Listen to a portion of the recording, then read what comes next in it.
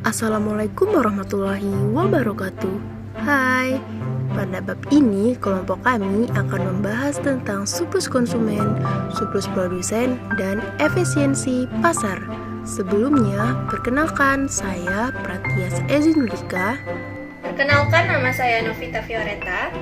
Saya Fatia Ainun Kolbu. Dan nama saya Vanessa Cecilia. Perkenalkan, nama saya Susmita Vita Monika.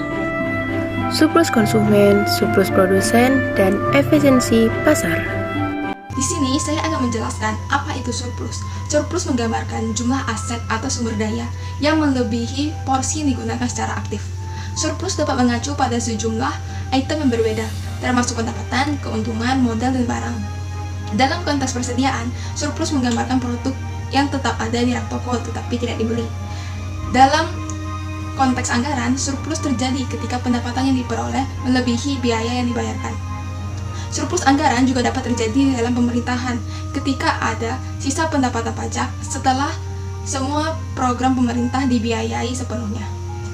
Definisi dari surplus konsumen ini adalah perbedaan antara harga pasar saat ini untuk suatu barang dengan total biaya penuh untuk produksi dari perusahaan atau produsen. Nah, kita beralih ke grafik surplus konsumen. Pada kurva surplus konsumen di samping, kondisi surplus konsumen digambarkan oleh daerah berwarna hijau. Mari kita uraikan bagaimana cerita daerah hijau di samping menjadi daerah surplus konsumen. Misalnya, cerita kita mengenai permintaan barang A dengan tingkat harga pasar sebesar Rp5.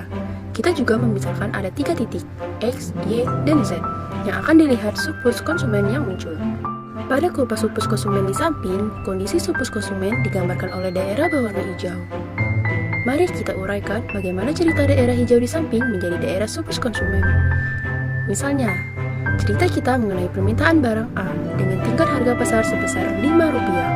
Kita juga memisahkan ada 3 titik, X, Y, dan Z, yang akan dilihat surplus konsumen yang muncul. Kurva D menggambarkan keinginan konsumen untuk membeli pada berbagai tingkat harga.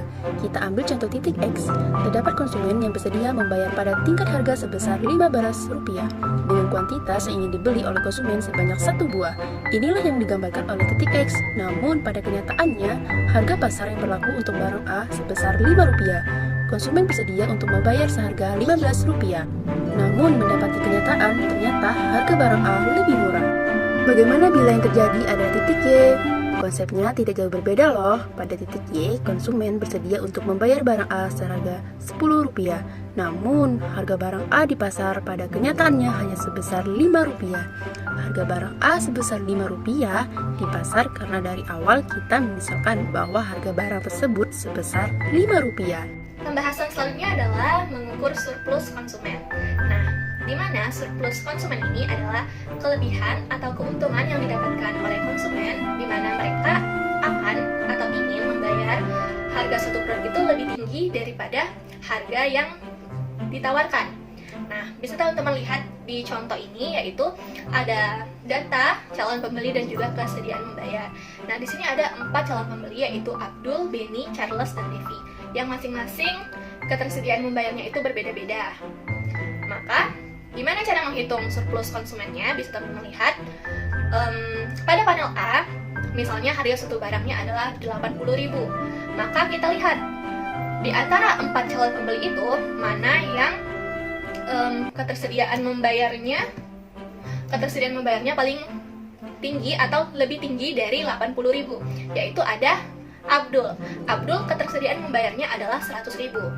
Maka surplus konsumen untuk Abdul adalah Rp100.000 dikurang dengan harga barangnya atau harga produknya yaitu Rp80.000. Maka surplus konsumen untuk Abdul adalah sebesar Rp20.000. Nah, selanjutnya pada panel yang bawah atau panel B, harga suatu produk atau suatu barang adalah Rp70.000.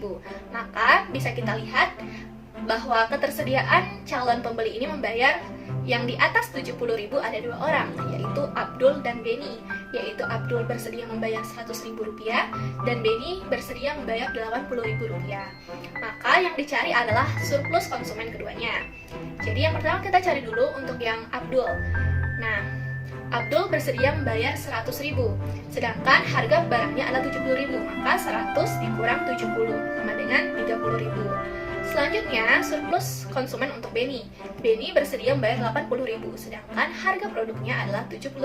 Maka 80.000 dikurangi 70.000, yaitu 10.000. Nah, selanjutnya adalah surplus konsumen untuk Abdul dan juga Beni ini dijumlahkan, maka mendapatkan hasil 40.000. Jadi apabila harga suatu barangnya adalah 70.000, maka surplus konsumen atau kelebihan ataupun kepuasan yang diterima oleh konsumen ini, keuntungannya adalah 40.000 rupiah. Apa yang diukur oleh surplus konsumen? Nah, surplus konsumen mengukur seberapa besar keuntungan yang diterima oleh pembeli suatu barang dari sudut pandang pembeli sendiri. Nah, maka dari itu, surplus konsumen adalah perangkat baik untuk mengukur kesejahteraan ekonomi jika membuat keputusan ingin menghargai pilihan-pilihan konsumen. Kecuali pada beberapa keadaan, misalnya jika konsumen seorang pecandu. Definisi dari surplus produsen adalah perbedaan antara jumlah uang yang bersedia dibayarkan oleh konsumen untuk barang dan jasa dengan harga pasar yang sebenarnya. Nah, kita beralih ke grafik surplus produsen. Perhatikan kurva surplus produsen di samping. Kita anggap saja harga pasar untuk barang A seharga Rp5, sedangkan kurva S menggambarkan keinginan produsen atau perusahaan untuk produksi dan melakukan penawaran di pasar. Pada tingkat harga barang A sebesar Rp3, produsen hanya ingin menjual barang A sebanyak satu barang. Harga yang diharapkan perusahaan sebesar Rp3, namun ternyata harga pasar yang berlaku untuk barang A sebesar Rp5. Artinya terdapat surplus produsen sebesar Rp2 tiap unit barang. Harga yang berlaku di pasar lebih besar dari harga yang diharapkan produsen. Inilah yang dinamakan surplus produsen yang terjadi pada titik X. Baiklah teman-teman, pembahasan selanjutnya adalah tentang mengukur surplus produsen. Nah, seperti yang teman-teman udah tahu sebelumnya bahwa surplus produsen itu adalah keuntungan yang diterima oleh produsen di mana dia bisa menjual suatu produk atau barang dengan harga yang melebihi harga terendah yang bersedia ia terima. Nah, maksudnya gimana? Mungkin kita bisa langsung lihat ke contoh. Nah, di sini ada tabel yang berisi data calon penjual beserta biaya. Nah, di sini ada 4 calon penjual, yaitu Sony, Edi, Leni, dan Latif. Nah, masing-masing menawarkan biaya yang berbeda.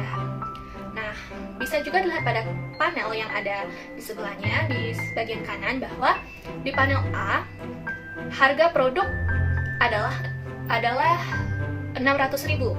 Nah, jadi dari keempat data tersebut kita lihat yang di bawah 600.000 itu adalah biaya yang ditawarkan oleh Latif. Maka surplus produsen yang diterima oleh Latif adalah sebesar 100.000 karena berasal dari harga produk yang dijual yaitu 600.000 dikurangi harga dari yang Latif tawarkan sebesar 500.000. Jadi surplus produsennya adalah 600.000 dikurang 500.000, sehingga surplus produsen untuk Latif adalah Rp100.000. Nah, pada panel B, yaitu panel yang bawah, di situ bisa teman-teman lihat bahwa harga produknya adalah 800.000. Nah, bisa kita lihat bahwa calon penjual yang meletakkan atau menetapkan harga di bawah 800.000 itu ada dua, yaitu Leni dan Latif. Maka yang dicari surplusnya adalah keduanya. Yang pertama adalah surplus untuk Leni, dimana yang juga teman-teman udah tahu bahwa cara mendapatkan surplus produsennya yaitu harga produknya yaitu 800.000 dikurangi oleh biaya yang ditawarkan oleh sang penjual. Nah, jadi surplus produsen untuk Leni adalah 800.000 dikurang 600.000 menjadi atau hasilnya adalah 200.000. Apa yang diukur dari surplus produsen? Nah, sebagaimana ditunjukkan oleh analisis ini, kita menggunakan surplus produsen untuk mengukur kesejahteraan penjual. Sebagaimana kita juga telah menggunakan surplus konsumen untuk mengukur kesejahteraan pembeli. Apa itu efisiensi pasar?